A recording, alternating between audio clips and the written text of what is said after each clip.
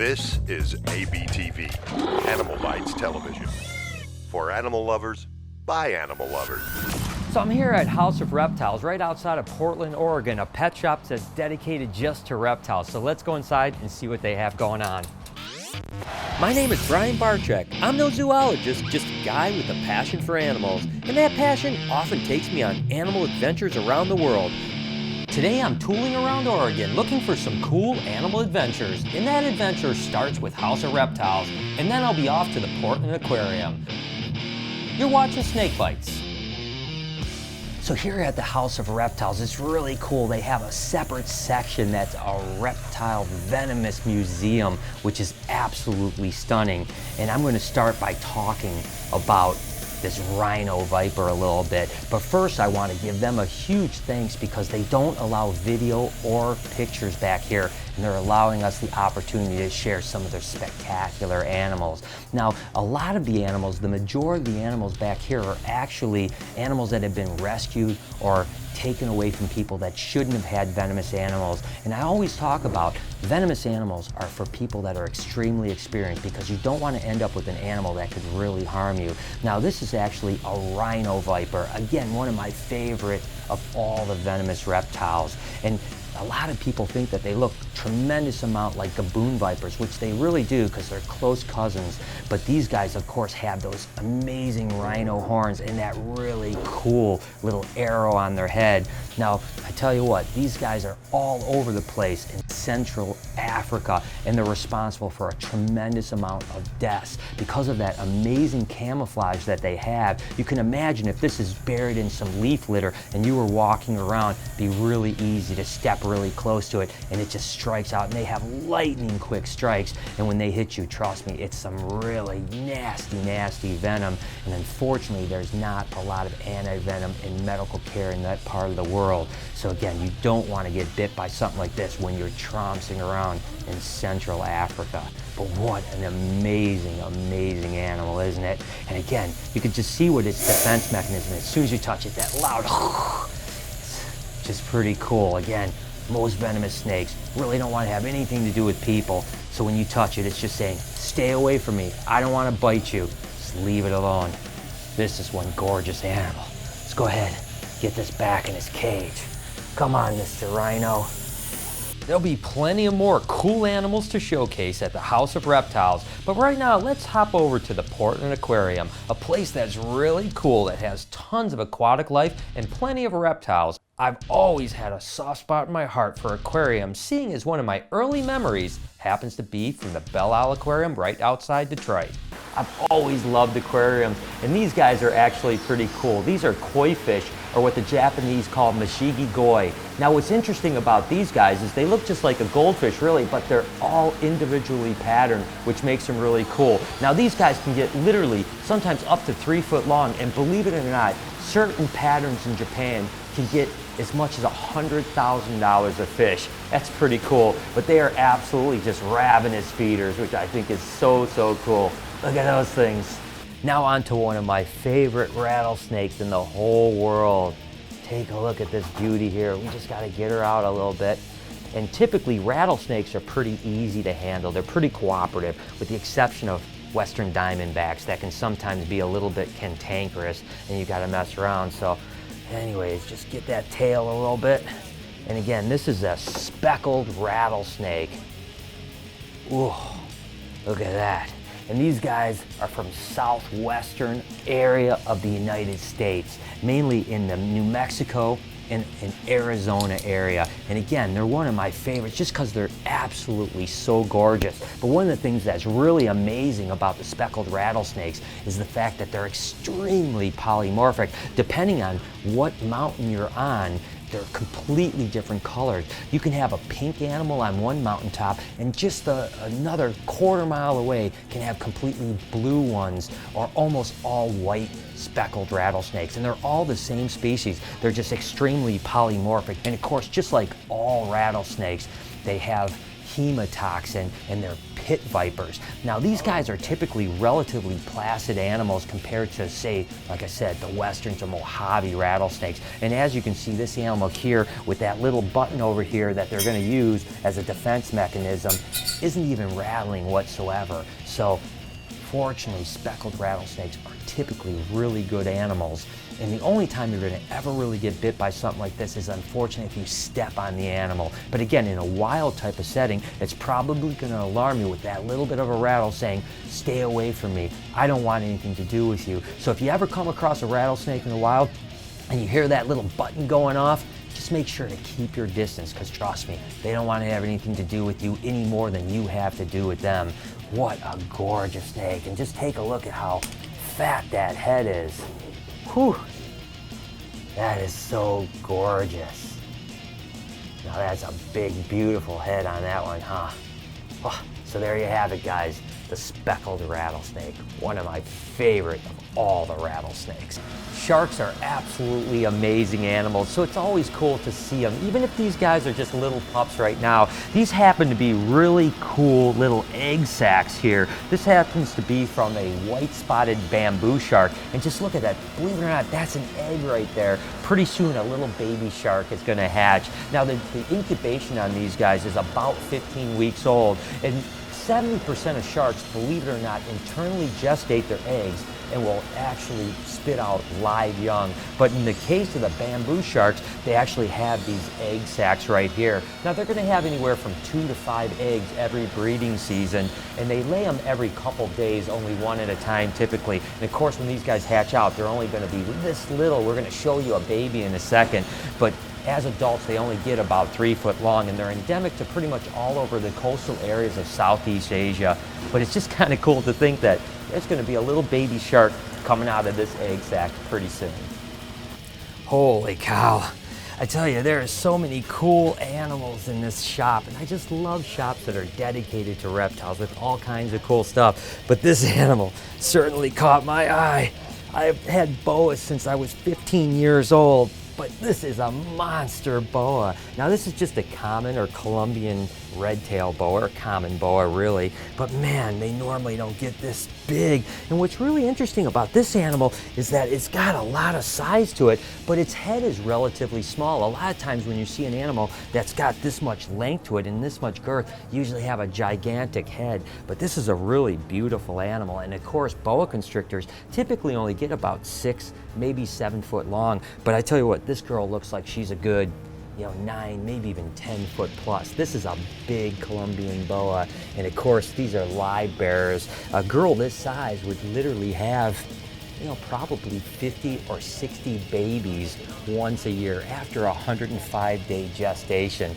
I tell you, it's just cool as heck to see a boa this size. Look at that little puppy. Ooh, she's a heavy one too. Ooh, puppy dog tame. Now that's really cool. Let's get her back in her cage. There you go, little girl.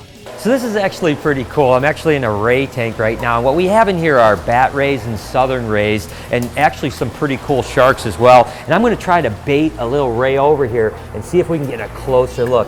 Come on, guys. Where are you at? Come on. Come on. This is a southern one. The southern ones actually are a little bit more round, and of course the bat rays have that really cool pronounced head. Now these guys are actually endemic, well the bat rays anyways are endemic to this area, they're basically northern Pacific waters. They're going to get about 4.5 foot long and live up to 15 years, but man, they're little slippery buggers here. When we were on the outside they were all over the place, but now that I'm trying to get them, can't get them over here. Come on. Come on, buddy. Come on. They're avoiding me like the plague. Oh, I got one. Look at that guy there. That was pretty awesome. These guys obviously feed on fish here 100%. And most of the animals in this tank right now are about 3 to 4 years old. And again, they're going to live about 14 or 15 years. I tell you, it's really fun. And of course, the stingrays, a lot of people don't understand that it's really just a defense mechanism. So these guys don't use them in an aggression whatsoever. They're not going to attack anything with that ray. It's basically just an last-ditch effort. And when people do get stung, it's typically when they're walking around the beach areas, they're going to step on one, and then that's how you get stung. But again, what a bunch of silly monkeys in here. Oh my gosh, this has been awesome. Now this is one gorgeous animal. Take a look at this little one. This is a leopard tortoise. Her name is Zico, and she's been here for quite a while. Now these guys are the 4th largest tortoise in the world and the 2nd largest in Africa, only second to the sulcata or African spurth-eyed tortoise. But like all tortoises, Zico here can literally live 100+ years old, which is pretty cool. Now she's an adult right now, but believe it or not, they can get much larger. There's actually some localities of leopard tortoise that can get close to 2 foot in length and up to 60 pounds. Now Zico here is probably a good 15 or 20 pounds now, but she certainly isn't nearly as big as some of the ones I've seen. But again, she's certainly able to reproduce at this size. And an animal like this will probably have anywhere from 10 to 12 eggs each clutch, but the large girls can have up to 20 eggs, and they'll have multiple clutches per year. I often say that tortoises like Zico are kind of like the reptilian chickens. They run around and they graze on all kinds of stuff, and they just kind of poop out a bunch of eggs. So these guys are absolutely gorgeous and are a great pet animal. Look at how cute Zico is. I tell you what, guys, this is an absolute pleasure. Take a look at this little guy here. This is actually an albino bamboo shark. What a cool thing. Now, sharks are really awesome but I've never seen an albino, let alone hold it. Now, it's kind of interesting when you can hold a shark like this, it kind of keeps him calm. You basically just kind of keep him tilted up a little bit and keep a firm grasp on his tail, and it calms right down. But as soon as I let it go, it's going to be off and running. What an amazing animal. And again, the albino is just like any other albino. It's a recessive mutation. Oh my gosh, this thing is awesome. I'm going to let it go. Whew. Was that cool? That was probably one of the coolest things I've ever done. Wow, that's awesome. All right, guys, so I came all the way to Oregon to find a blue-tongued skink. You guys know that I'm absolutely on a blue-tongued skink tear right now. Every single one I find, I want to buy. And I'm really interested in the Australian northern variety, so it's really cool to come into a pet shop and find a big northern Australian blue-tongued skink, or a Taliqua skinkoides intermedia. Now, this happens to be an adult female, and guess what? She is definitely coming home with me. There's no way I can leave this animal behind. And as you know, blue-tongued skinks get their name from that amazing blue tongue, and they are really simple to care for. They'll even just eat dog food, hard dog food, with the occasional treat, some vegetables. They like it nice and hot, but they're super great pets. And I think I found a new pet that's coming home with me. What an awesome experience messing with the North Pacific giant octopus, one of the largest cephalopods. These guys are endemic to the Pacific Northwest. They'll go all the way from California into Oregon and Washington, and they live in cold water in depths up to 6,600 feet deep. What a cool experience to just see this guy feed and to actually get the opportunity to touch it. Believe it or not, this is the largest octopus species, with some specimens reaching over 150 pounds. Now that's one cool animal. People ask me all the time if I fear animals, and I always tell them when you're messing with animals, the last thing you ever want to do is fear them, but you should always have respect for them. And the animal that we're about to take out, I probably have more respect for than anything else that I have ever handled before. And of course, that's the Black Mamba. Just take a look at this little guy here. Now what I'm going to try to do is slide this way, because the idea is that you want to try to get the animal's tail and see if we can get her out. Oh, she is jumpy. Oh, that is just one scary animal right there. And these guys are lightning quick. Oh, I tell you what, you gotta just handle these guys with extreme caution. Let's see if we can just really slowly try to get her out without her going crazy on us. Come on, girl. Come on, girl. Oh, See, it's always touchy. When their face is right there, the last thing you want to do is go in face first. Just got to be really gentle with this, because these guys are lightning quick, and they're really touchy, sketchy animals. Let's see, if I can get her tail, we might be able to get her out. Oh. Now these guys are certainly a handful to mess with. Oh. And they're extremely arboreal animals. Oh, look at how long that snake is. That's a long strike range, and especially as fast as these guys are, you gotta be really careful. See if we can get her out here. Come on, girl. Work with me. Here we go. There we go. We could just get her out on the floor. Calmly set her down. Whew. Take a look at that animal right there. And again, when you're handling black mambas, they come up on you really quick. So you gotta be really, really diligent with the way you handle them, but slow, calm is the way to handle these guys. They're the second longest venomous snake in the world, only second to the king cobra. Whew. And of course, you may be asking yourself, why do they call them black mambas? As you can see, they're more of a gray color, or maybe even a olive green. And what it is that their inside of their mouth is jet black. And that's where the name Black Mamba comes from. And of course, they have that coffin-shaped head. The thing about the black mamba you have to be so careful with when you're handling these guys is the fact that these guys don't deliver dry bites. Pretty much 99.9% of the time you get hit by a black mamba, it's gonna be hot and it's gonna be venomous. These guys have some really filthy venom. Trust me, you can see how touchy they are just touching her. She's got that mouth open. And the other thing about handling these guys is often when you're handling a lapid like a black mamba, you want to tail them, just like I'm doing right now. Well, these guys are great, adept climbers. As you can see how she's just coming up my stick right now.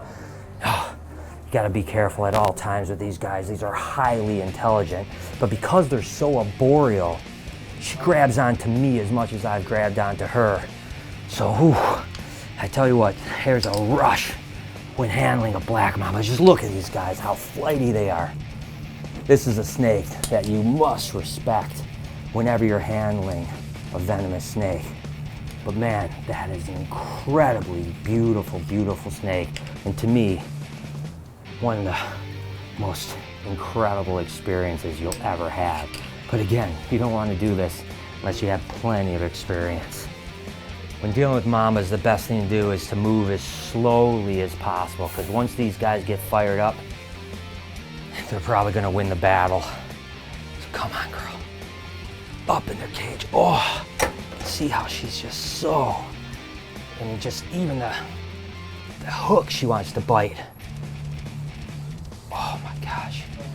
They're so difficult to work with. There she goes. Once she's in the cage, let her do the work. And look at how fast she goes. Whew, that is one crazy snake. I tell you what, guys, I don't know about you, but that was exhilarating. And I've had quite a fun time tooling around Oregon, seeing amazing animals. This has been an awesome day. I hope you guys have enjoyed it as much as I have. Whew. What an amazing experience I had visiting Oregon. From the reptile shows to House of Reptiles, all the way to Brad's World and the Portland Aquarium. And as always, I was Facebook and tweeting my way through it. So make sure to follow me over at SnakeBytesTV and on Instagram at SnakeBytes.tv. Until next week, you've been watching Snake Bites. Hi, I'm Peter Birch, an Aussie bloke who loves wildlife. My respect for nature started when I was a young boy in rural New South Wales. Since then, it's exploded into an obsession. New episodes only on AnimalBytesTV.